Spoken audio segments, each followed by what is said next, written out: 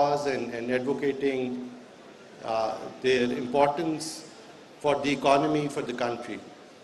Today is a very important day for me. I woke up this morning and Facebook reminded me that exactly 11 years ago, we set up Plan 9, Pakistan's first startup incubator backed by the government. Exactly 11 years ago. That's when I tweeted that picture. And Facebook reminded me of that today. And 11 years later, we have 85 startup incubators in the country, which have graduated 4,000 startups. And startups from these incubators and companies that didn't get incubated in these startup incubators collectively raised close to $400 million in both 2021 and 2022. So this is what, about $700 million worth of investment that happened in the past few years. And they started out with us trailblazing as government and demonstrating that you could set up a government-backed startup incubator in Pakistan, and government is willing to underwrite that risk. I still remember when I was about to do it, I called up Jahan, who was still in Pasha at the time, and the only thing she insisted was that we put Pasha's logo alongside Plan 9's logo in the launch pad, which is what we did. And that's how it all started. This was in a room much smaller than this. I still remember when we selected the first startups, and I got on stage like this and announced the winners, the first 6 or 5 startups that we were going to incubate. All the questions were criticism. Everyone said, well, this looks like another politically motivated scheme. This is going to go away. Why are you wasting money on startups? Startups can't happen in a country like Pakistan. I still vividly remember all those questions. 11 years later, I got on this stage to respond to that criticism. 11 years, 85 startup incubators, 4,000 startups, $700 million. That's the impact of what could happen when 2 people conspire to put a small startup incubator on one floor in a government-owned building in Pakistan. But that's just the startup story. The real story is the IT industry of this country. This is an industry that has grown. This is an industry that can finally fix Pakistan's trade imbalance. Now, we live in a country where the Achilles heel of our economy is how much we can export. But the Achilles heel is that whenever we decide to export, whenever we increase our exports, we also have to import a lot of stuff. A lot of raw materials, as even textile industry and all the other traditional industries in Pakistan also depend on critical import of raw materials. Which means that even if you begin to export, even if there is a lot of domestic consumption, your trade imbalance continues to go into a boom and bust cycle. The solution to this, of course, is a growth of service-based industries. Industries for which the raw material already exists in this country. And our biggest raw material, our biggest strength in this country is a very large, educated, tech-savvy, skilled, young population. How young? The average Pakistani is only 22 years old. Compare that to an average American, 38 years old. Compare that to an average Japanese, 48 years old. This is a country of young people. We graduate close to 500,000 graduates from university every year. A lot of them do technical degrees. A lot of them could be employed here or could become part of the global workforce through what is now called the gig economy. In fact, when our IT companies were not able to grow and employ a lot of the skilled, educated, tech-savvy youth, they became the second largest online worker marketplace in the world. Let that sink in. We talk so much about the negativity, the challenges of this country. The young people of this country did not wait for you and me to step up and do anything for them. They bought a laptop, they teamed up with a friend in their garage, and they became part of a global workforce. Pakistan has close to 400,000 online freelancers who make between $5 to $10 every day doing what they do. And this is not just people who can code. people who can program. These are people who can maintain ledgers, people who can design logos, people who can write English content, people who can do social media promotion, people who've done degrees in architecture and draftsmen, people who know radiology and can read X-rays remotely. This online freelancing, where skilled workers from Pakistan can become part of a global marketplace of workers, is the key for the growth in Pakistan. And the good news I have for you is that they did not wait for you and me to step up and do anything for them. They had the skill, they had the education and the drive to become part of this global marketplace. And Pakistan is now the second largest in the world in this global marketplace. There is no other industry in which Pakistan can claim to be even in the top 5 in the world, except this online freelancing industry. Close to 400,000 people registered on various online platforms, out of which about 150,000 people do online freelancing regularly. Same for the IT industry. The IT industry has grown, but we have made their life exceptionally difficult. They've grown almost despite the government. We keep changing our tax regimes. We make it really difficult for them to bring their money into Pakistan and spend that money on international ventures. We've made it really difficult for them to hire software developers.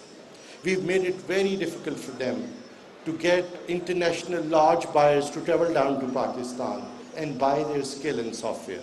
We've made it really difficult for them to export their IT skilled manpower in what is called onshoring. These are all things that government can help with. You look at all the other countries where the IT industry has grown, they don't require much from us. They don't require any subsidies. They just require a conducive business environment. And that's the least the government should be able to do. So we drew up a wish list of things from the IT industry. And I was so pleased to read it because it is all doable. These are little things that we should be able to do in policy, in rules, in conversations and decisions within the government. No one has to take money out of their pocket and give it to the IT industry to grow, unlike all the other industries in Pakistan.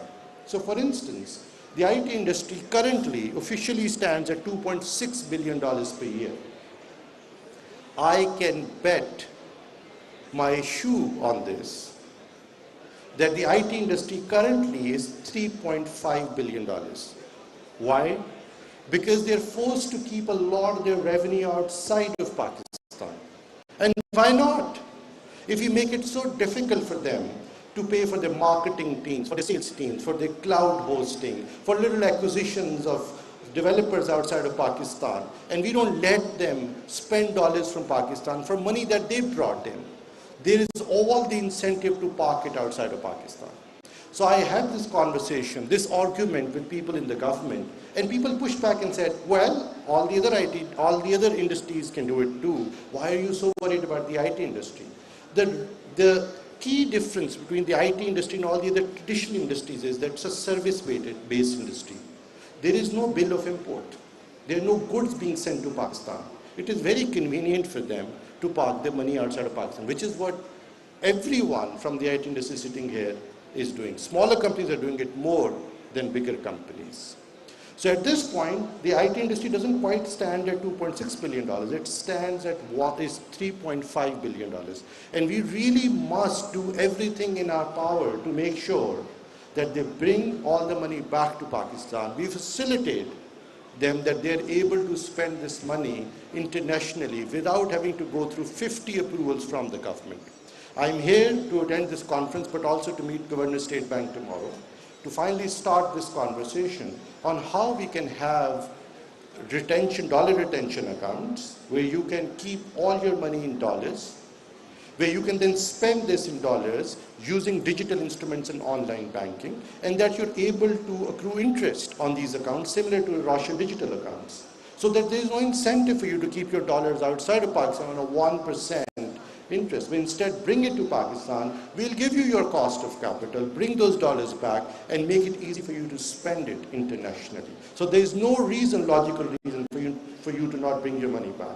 So that's something we can do in 2 months, as long as my friends in the IT industry can step up and take that opportunity and make that happen. Because I'm going to make my argument based on this promise, that if you facilitate us, you allow this exceptional treatment of the IT service industry, I can show you a jump from 2.6 to $3.5 billion in a couple of months. So help me do it. That's the reason I've come here. I'm going to go advocate your case tomorrow, but help me do it. Don't keep your money outside of Pakistan. This country needs every dollar it can get from its productive service-based industries led by the IT industry in Pakistan. The second thing we want to be able to do is to train lots of manpower for you. Now the equation, the mathematics of IT exports is really simple. For every 100,000 software developers or billable resources that we add to the IT industry, we increase our exports by $2 billion. The typical yield for a software developer in Pakistan is about $20,000 per year. That's the typical yield. You add 100,000 software developers to the IT industry, that will give you a boost of $2 billion per year.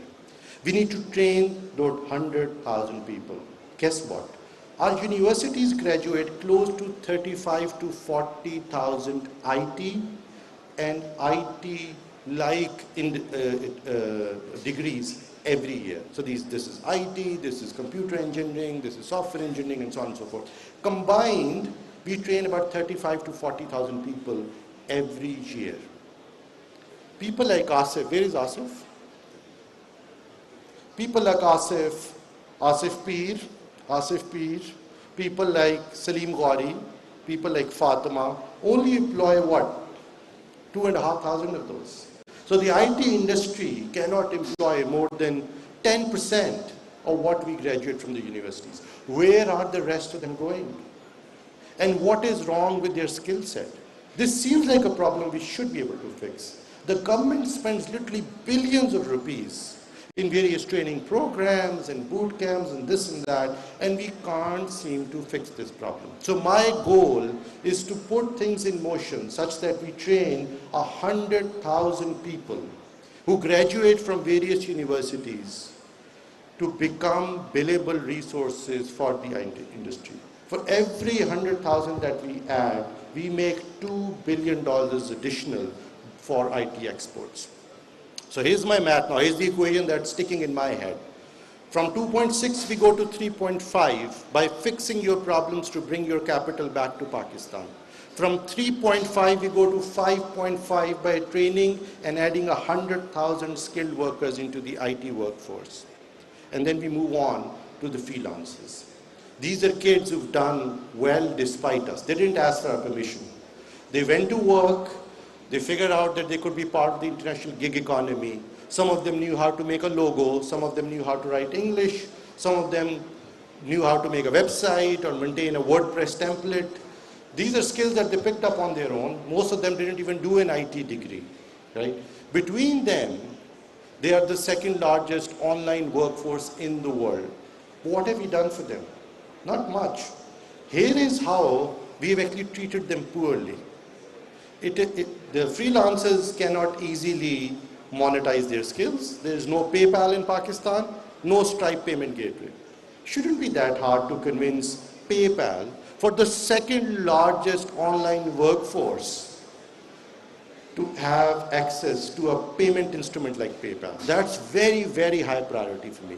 Enable PayPal payments in Pakistan. Enable a Stripe payment gateway in Pakistan. We're not talking about small opportunity here. This is the second largest online workforce in the world. If PayPal is not excited about that, God knows what else excites them. So I certainly want to go to them and vociferously argue for my online freelancers and online e-commerce companies that they could really benefit if they had access to PayPal and Stripe. The other place where we poorly treat our online freelancers is that because there's no PayPal, there's no Stripe, and these are literally two kids in a room, our banks refuse to open a bank account for them because they don't treat them as an organized business.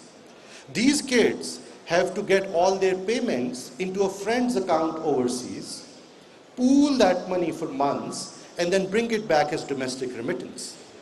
You talk to anyone in the government, they'll tell you that the exports that happen through online freelancing is maybe $200 million, maybe $400 million. Well, it is a lot more than that. They're not bringing that money to Pakistan, and even if they do, you see that as remittances. So there are times when the government wakes up and claims that remittances have magically gone up. These are not remittances that have gone up. There's no reason why remittances would overnight go up. This is your skilled workers beginning to benefit from the remote gig economy and finally bringing a fraction of that money back home that the country begins to see as remittances through Western Union and God knows what else. Because you've not given them any other instrument, any other framework to bring that money back home. And two, when they bring it back as remittances or as income, how much income tax do we charge them at the same rate that income tax is charged? We treat the IT industry at 0.25%. We treat these freelancers as income tax. They pay 10, 20, 30%. Why not treat them as the IT industry also? They're part of us. They're not part of formal organized IT industry. These are two kids in a room. Why treat them discriminatorily? So therefore, we want to extend the same policy to online freelancers. We want to come up with a mechanism through which we can register online freelancers. And then we want to extend the same tax regime to online freelancers also, 0.25%. They can get their payment via PayPal, Stripe, through formal payment channels, and once they do that, registered with us, they fall into this very favorable 0.25% tax regime. And so that they can now continue to wield their magic that they do on their own and bring this money back. Finally, and again on the freelancer gig economy, and I'm very excited about this. By the way, we started working on this on a program called e-Rozgar, again about 10 years ago. And this happened in a happenstance conversation. I was sitting in my office, and the guy who was running Plan 9 for me brought a young guy to my office. At the time, he was studying at government college. I still vividly remember that conversation. And he said, and I had many DGs and very important high officials of my organization within the room, and this kid walks in, I think about 17 or 18 years old, and he said, I'm doing maths, stats, economics in government college. And I make $4,000 per month. And this was more than any of us in that room because we're all government salaried people. So everyone got very excited about this and said, wow, that's a lot of money. And this is the time when dollar used to be about 100 rupees or something, right? So I asked him, what is it that you do? Because you're doing maths, stats, and economics. This doesn't look like a computer science degree. So how do you make $4,000? He said, I've learned to make WordPress themes, and I maintain them on Theme Forest. That's what I do. I made WordPress themes, I maintain them on Theme Forest. I am a designer, I can design well. I'm actually not an IT guy. And he was doing $4,000 per month. I was very excited by that, so I asked him, are there other people like you who are doing this? He said, what? You don't know about this? I said, no. He said, there are 150,000 freelancers in Pakistan. At the time, Pakistan used to be the fourth largest contributor to the online freelancing marketplace. I said, that sounds like a, and shame on me, there's someone who's trying to run this agenda in Punjab. I'm not even aware of this. So I said, what can I do for you? And he said, well, we make $5, $10 per day. Most freelancers, that's what we do. We don't have money to buy an expensive laptop. We have no money to invest in a generator. We have no money to pay for air conditioning or uninterrupted internet. Can you provide us a facility where we can go and work? We can just show up, there's a desk ready for us with a computer, internet, uninterrupted electricity. That's all I need. I have the skill, I know how to sell it. So we made something called Tech Hub. I don't know whether there are any PITB people here or not, but they'll tell you the story in more glory. That place was reserved for the chairman's office, which was my office. So I said, to hell with it, we will convert that room into Tech Hub. That's what we called it. We bought some beanbags and computers and chairs and declared it a space where freelancers can come and work. And they don't owe us anything, just do what you do. 3 months fast forward, the manager of the Tech comes to me and said, do you know they're doing about $200,000 per month of exports in that room? They just show up randomly, they do the work that they do, they go home. Then I called them, I met with them and I asked, what's your big problem now? And they said, we can't write proposals. We're doing all these degrees, but we're not very good at English, we're not very good at communication, can you give us a couple of MBAs to help us write our bids for Upwork and for Elance and for Top Talent and Crossover and so on and so forth. And that's what we did. And Tech Hub continued to work, continued to grow. And then eventually, one day, a government project was brought to my table. This is how e-Rozgar happened. And the project was to do internship program in the government. Government of Punjab would set aside about 2 billion rupees every year to do internships for youth.